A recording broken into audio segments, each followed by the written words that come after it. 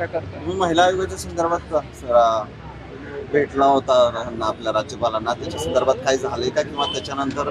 काय तुम्ही त्याची काय पाठपुरावा केला? आम्हाला त्यावेळेस राज्यपाल महोदयांनी सांगितलं होतं की आम्ही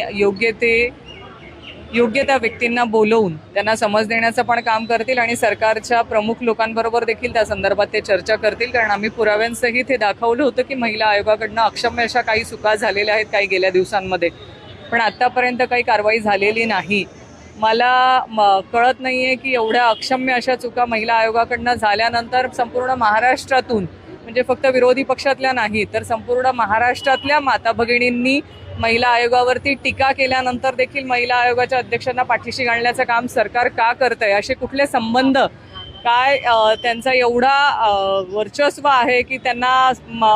लोक सरकार पाठीशी घालतंय, हे मला अजूनपर्यंत कळलेलं कोडं आहे.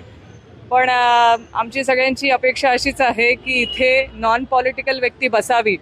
आणि महिला आयोगाचं चांगल्या रीतीने काम करून पूर्ण वेळ जो महिला आयोगाला वेळ देऊ शकेल अशा महिलेची तिथे नेमणूक करावी, ही आमची आजही मागणी आहे. आम्ही मुख्यमंत्री महोदयांपासून उपमुख्यमंत्री महोदय असलेल्या सगळ्यांना हीच विनंती केलेली आहे की ज्या तऱ्हेने आज अविश्वास महिला आयोगावरती संपूर्ण माता भगिनींना महाराष्ट्रातल्या आहे, ह्या अविश्वासाचं रूपांतर उद्या संघर्षामध्ये होऊ नये, ह्यासाठी सरकारने लवकरात लवकर योग्य तो निर्णय घेणं आम्हाला अपेक्षित आहे.